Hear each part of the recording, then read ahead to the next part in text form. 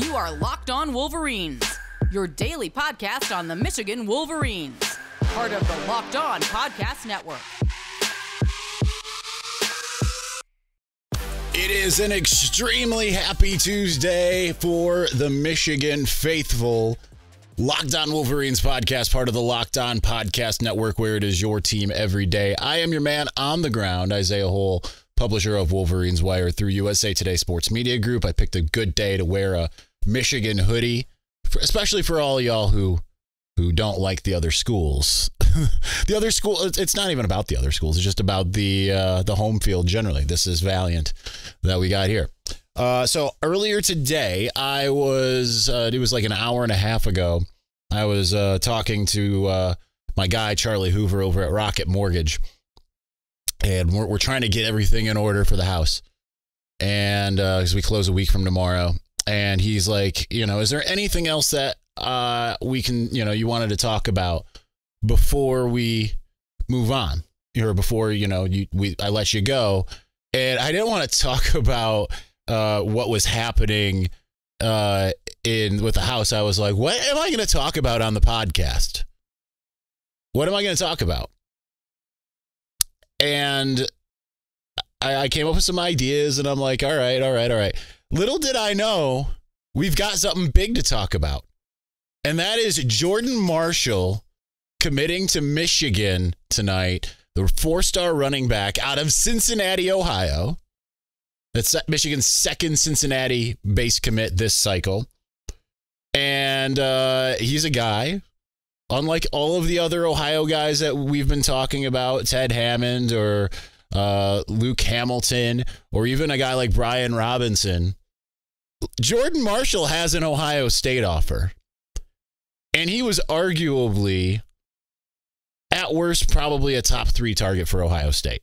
I might be speaking on a turn there. So if you're an Ohio State fan and you're watching this just to feel bad about yourself, you want to degrade yourself a little bit. You've got some self-loathing in your life. I don't know that for sure. I just am basing that kind of based off of what I was seeing on the twitter.com in the immediate aftermath. But there's a lot of salt. We'll get to some of the salt, but let's talk about how great that is, right? It has been a long time since Michigan went and got a guy Ohio State really, really wanted from the state of Ohio. 11 Warriors points out DeMonte Thomas. You could say Kyle Kalis, obviously, who flipped from Ohio State. He was a 5-star at the time. But I mean, someone asked earlier about it on the mailbag. And like I said before, you don't get Charles Woodson types. I'm not saying he is Charles Woodson, but you don't get Charles Woodson types or Desmond Howard types without beating Ohio State a few times, because you have to be able to do that. Now they just went into Ohio. Granted, Cincinnati likes to fence itself around and say, we aren't Ohio, we are Cincinnati, we are a different deal. And they went and got a guy that Ohio State really wanted. Michigan did that. They had an in for a minute, although he just left. His head coach was a guy who was an assistant at Michigan, but he left, I believe, like a month or so ago. Let's get to the numbers, because I think that's important to see. So Rivals is the highest on him. They have Jordan Marshall, number 55 overall in the country. He's a 4-star across the board. So Rivals is the highest. ESPN is the lowest at 189. 24/7 Sports Proprietary is pretty low at 176. On3 is at 79. The On3 rankings 91. Their industry ranking, whereas the 24/7 Sports Composite's 91. So finally, Michigan goes and gets a top 100 guy, and it couldn't be any sweeter than being able to go and get a top 100 guy that is, again, someone that Ohio State wanted. I mean, that's about as sweet as it goes. Now, he got 30 touchdowns last year, 1,961 yards and 30 touchdowns, and caught 19 passes for 364 yards. It was a finalist for Mr. Ohio, or the Ohio Mr. Football, whatever you want to say. This is a guy that really, really would normally be an Ohio State commitment. Now, Wisconsin was in it. Tennessee was in it. There are certainly others. I'm gonna pull up another window here just to kind of have everything right in front of me. There's a lot of schools that were that was his top 4, of course. But I mean, it wasn't like necessarily a who's who in the sense of like there's no Alabama on here. Tennessee's like the Tennessee, Kentucky are the lone SEC schools that were, well, Missouri too. Oregon was in there. South Carolina was in there. West Virginia. But the most important thing, no matter what, is that Ohio State. Because every time that I have gone and tried to put together like here's a list of guys that are trending towards Michigan. We're doing a lot more of those list type things because we're kind of in the doldrums here. You look at a guy, like I said, Brian Robinson, the edge rusher out of Youngstown. As much as it's like all the hype there and everything, and he's a 4-star, he's highly rated, all that kind of stuff. No Ohio State offer. Luke Hamilton, big body guy, big time offensive tackle, 4-star, no Ohio State offer. Cam Calhoun commits to Michigan not even an hour after Michigan beat Ohio State. And that speaks volumes in a lot of ways, but no Ohio State offer. This is one that the Ohio State people can't turn away from. There's nothing that they can do about it except for seethe, cope and seethe, as they say. I do want to quickly take a look here at something 11 Warriors, friend of the show and the site, even though it's an Ohio State thing. Here's what they had to say. I was going to save this for segment 2, but let's just get right into it because I know what you guys want. OSU doesn't lose top-tier Ohio's prospects to Michigan often, as Marshall is the first top 100 nationally ranked player in 24/7 Sports composite rankings from Ohio to choose the Wolverines since DeMonte Thomas in the 2013 recruiting class. Kyle Kalis was, I believe, in that class, though, too. The news is obviously a blow to Ohio State, who would much prefer to keep Marshall in state of facing him on a yearly basis, but the Buckeyes don't have a shortage of options to turn to now that Marshall is no longer in the picture. Okay, they're doing a little bit of glass half full here, but it's a big deal because this is the outside of the on-field product. This is the first time that you can see the dividends starting to pay off. Michigan's been to 2 college football playoffs. Ohio State's been into 1 in the last 2 years. Obviously, Ohio State's been to much more than that overall. Michigan's won back-to-back against the Buckeyes, won 2 Big Ten championships.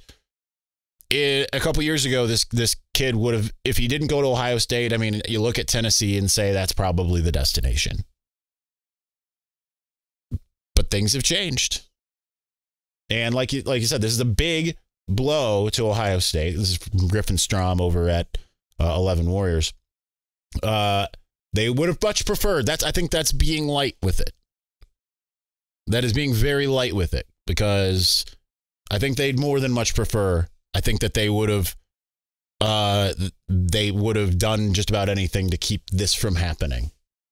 That's the wonderful news for Michigan. Let's continue this conversation momentarily. Before we do, the tournament is heating up, and now is the perfect time to download FanDuel, America's #1 sports book. That's because new customers get a no-sweat first bet up to $1,000. That's bonus bets back if your first bet doesn't win. Just download the FanDuel Sportsbook app. It's safe, secure, and it is super easy to use. Then you can bet on everything from the money line to point scores and threes drained. Plus, FanDuel even lets you combine your bets for a chance at a bigger payout with the same game parlay. So don't miss the chance to get your no-sweat first bet up to $1,000 in bonus bets. When you go to FanDuel.com/lockedon, that's FanDuel.com/lockedon to learn more. Make every moment more with FanDuel.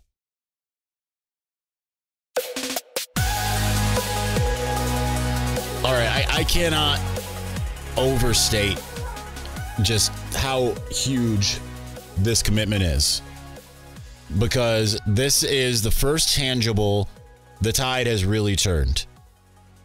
Because if you can go into this class and get guys like him, if you can get Jaden Davis, if you can get, Jordan Shipp and Channing Goodwin, and you can go and get, heck, Taylor Tatum has got a crystal ball towards him going to Michigan. Michigan could get that 1-2 punch, the type of thing that you're used to seeing Ohio State getting. Travion Henderson to Evan Pryor. Michigan tends to get one, right? Like this past year, it's Cole Cabana's the 4-star, and even though Benjamin Hall seems to be getting some spring hype a little bit, it really is. It's been Cole Cabana, right? It's Donovan Edwards and Tavier Dunlap. One of those things is not like the other. Michigan has positioned itself really, really well here. Because if you start getting that, right, you start getting that going where it's like you already got a marquee guy committed, and then you get another marquee guy at the same position. That's what the Alabamas and the Ohio States of the world do. Michigan needs to do exactly that. So it is certainly on the up and up. And being able to go out and get, again, you can't overstate it at all. Going and pulling an a top 100 kid out of Ohio with an Ohio State offer that Ohio State desperately wants, you just can't beat that. That's the type of momentum that Michigan sorely needs on this recruiting trail. All right, I accidentally clicked what I didn't mean to here. So Michigan up to number 5 in the recruiting rankings, according to 24/7 Sports. So they are the top Big Ten team at the moment. They have 8 commitments. 6 of them are 4-stars. You have to keep in mind last year, now it went up a little bit because of Brandon Hillman committing. Had 11 4-stars, 14 3-stars last year. But that's the other part of it. They got Brandon Hillman, the 2023 safety athlete, whatever you want to call him, to commit to Michigan when it just seemed like all signs were starting to point to Ohio State. That's coming out of the weekend as well. That was on Sunday. So you've got 2 head-to-head battles. Now, the thing about Hillman is he's from Virginia, so it's not, or Maryland or one of those things. Somewhere in the DMV-ish area. That's a little bit different than pulling a guy out of Ohio. So Michigan's got a big jump right now on Ohio State. Ohio State does have 1 5-star, 2 4-stars, and 1 3-star right now, ranked number 15th behind, recruiting juggernaut Iowa. But Iowa's they're gonna bring the heat in recruiting. You know it. And Penn State's at number 19. They're 4 full spots behind Ohio State. Michigan's got this momentum at the moment that is just absolutely palpable, right? That's the good thing. So when I look at the targets now, who knows about Dylan Stewart? He's ranked number 1 overall and on 3. He's the edge rusher out of Washington, D.C. He visited Michigan this past weekend, getting the number 1 overall guy. Is not consensus, right? That probably would be closer to Dylan Raiola, but getting him on campus, that's huge. There's some guys that are maybe wavering a little bit. You don't know if they're going to really have much of a chance at necessarily, like Justin Scott, who was going to seemingly commit to Notre Dame and then kind of backed off his commitment date.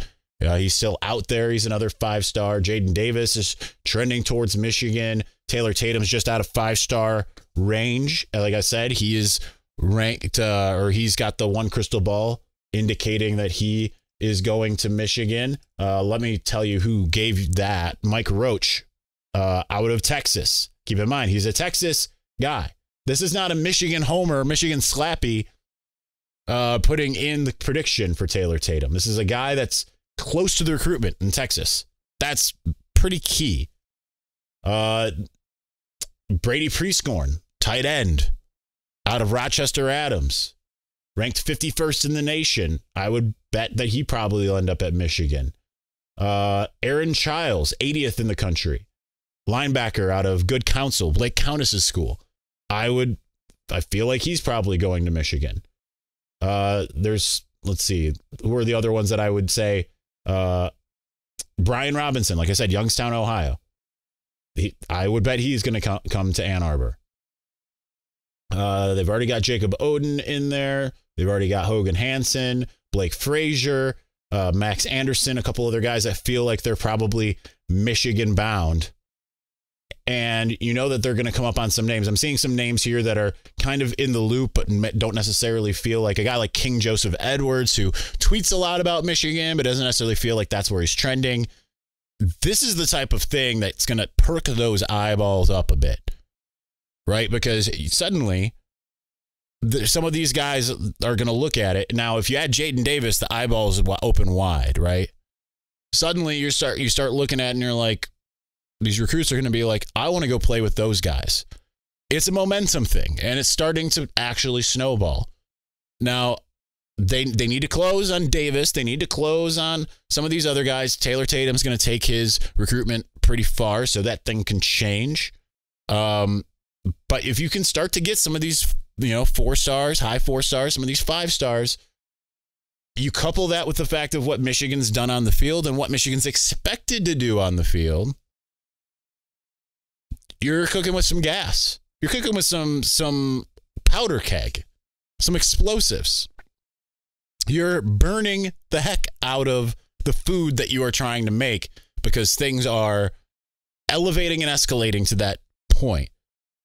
Michigan makes it back as expected to a 3rd straight college football playoff, wins another Big Ten championship. They don't necessarily, those things aren't mutually exclusive, but if you repeat everything, which is what I personally expect, then suddenly you really have set yourself up, win or lose in the college football playoff, as that elite team. I can be the guy, I'm talking about the recruits. They're looking at it as like, let's just say like, best/worst case scenario simultaneously. Michigan does the exact same thing it did last year. Runs the table, wins the Big Ten, goes to the college football playoff, and loses embarrassingly in the semifinal to a team that's not supposed to. You still can pitch those recruits, those kids, and say, and they'll be like, I'm the one that's going to take it to the next level. I'm the one. And even if things maybe fall off for a year, at least now you have built a nucleus that suddenly things are on the up and up. Because as much as people have had the chagrin for this past recruiting class, the class before it was really good. And as we've seen, 2018 was Jim Harbaugh's worst outside of 2015 when he first arrived. He arrived late. And that ended up being Michigan's best class. Who's to say that 2023 can't be exactly the same? They feel like they got some gems in there. And then, if you have the gems, and you mix that with a high-level class, which is Michigan is currently trending towards, then that's huge. Quick shout-out before we move on. I'm going to change topics here. Quick shout-out to the Ohio State fan on the Wolverines Wire Facebook page that laughed at the same time, like the repost of the, these guys are trending towards Michigan with the tagline of, like, if Michigan can get these guys, that'd be huge. Shout out to the Ohio State fan that laughed at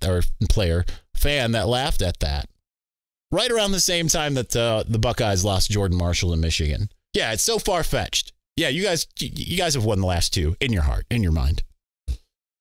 All right, we're going to move on. Just for one segment, I do want to discuss that speaking of this upcoming season, 24/7 Sports, Brad Crawford put out his list of the Big Ten quarterbacks, the best Big Ten quarterbacks, ranking them in order, the presumptive starters. Let's talk about where J.J. McCarthy is here momentarily.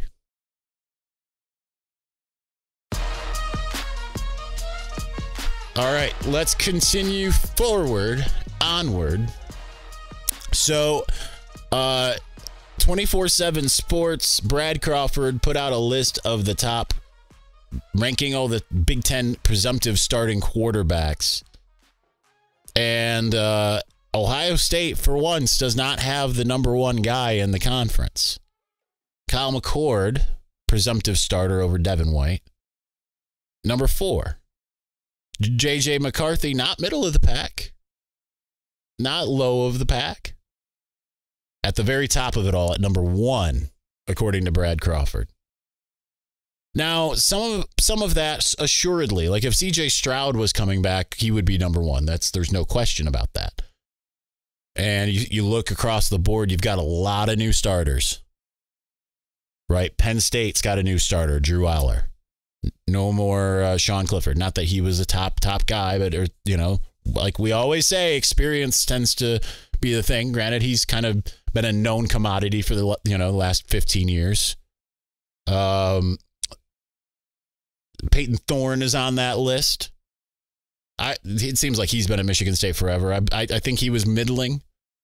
He's like the only other like main returner out of everybody, right? Because Illinois got a new quarterback. Nebraska, even though it returns Casey Thompson, is expected to start a new quarterback because they got a transfer as well. And it escapes me exactly who that is at the moment. But Matt Rule coming in and doing his thing. Ethan Kaliak-Manis is the new quarterback for Minnesota. Started for Minnesota at Penn State this past year with Tanner Morgan being hurt. Indiana has a new starting quarterback. Wisconsin has a new starting quarterback. You go across the list, it's a new guy, it's a new guy. So I guess it makes sense to some degree that J.J. McCarthy would be the top guy, but you also have to keep in mind he is a 5-star who's shown the capability of playing like a 5-star. It wasn't consistent last year, but he's the first half of the year he was the most accurate quarterback in the country. That fell off, of course, midway through the season, and people questioned if J.J. could do the things that everyone thought he was capable of, right? The narrative going into the Ohio State game was he can't do it. He can't throw. Ohio State fans were saying it all week long. And Gus Johnson clearly heard about it because when he made that touchdown to Cornelius Johnson, the second one, he says, they said the kid can't throw the deep ball. So he can. We saw it in the college football playoff. Yeah, he made the mistakes. But if he learns from the mistakes, right? Like the types of mistakes he made in that game aren't dissimilar from the types of mistakes that CJ Stroud made in the Oregon game in 2021. And he learned from those mistakes. Suddenly he got way better. CJ Stroud looked like pretty good, but also kind of disastrous simultaneously. And like I said on the show on Friday or Saturday, whatever day we did it, coming off of the pro day stuff, where it was like, Ronnie Bell saying that JJ seems to learn play by play, get better play by play. I scoff at that, but at the same time, that's kind of what happened to CJ Stroud in 2021. If JJ McCarthy can actually turn the page and get up to another level, which we haven't really seen a quarterback do that, right? Like Chad Henne was really good, and certainly in going into year 3, he did turn the page and take it up to another level, but injuries kept him from continuing that progress. And I wouldn't even say that Chad Henne 2006 is what we should be expecting from JJ. I would expect better, to be honest, because he theoretically has higher upside. I say that about a guy who's literally just retiring in the NFL all these years later. But JJ McCarthy has everything you want. It's like a Stefan on SNL describing an NYC club, right? That's JJ McCarthy. Just for the video's sake, I had to do the Stefan, put my hands over my face. So, yes, I think that's accurate, that he's the number one guy. Number one, got to stay healthy. Knock on wood. And you got to make the best of it. You've got a bunch of receivers who could take that step forward, for all of the scoffing that I see mostly from like rival fans and such, saying, what receivers does Michigan have? Well, Cornelius Johnson burned you, Ohio State fans, twice. Roman Wilson, I've long said, Devontae Smith Jr., but gets injured in week 5. That's his thing.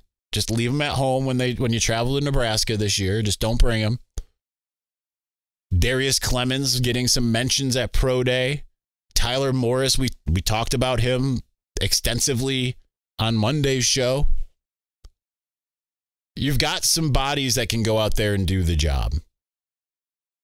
It's kind of almost the reverse of Ohio State in some ways, and I would rather be in the Michigan situation, You got a quarterback that you think can make things work for your receivers, whereas Ohio State has receivers that they're hoping can make things work for their quarterback. Much rather be in the reverse situation. The situation Michigan is in. So it's exciting. Exciting day all around. Let's not spoil it by me blabbering on for any further. This has been long enough. Thank you for watching. Thank you for listening. We will be back on Wednesday talking about who knows what. But we will do it. So we'll talk to you then. Peace.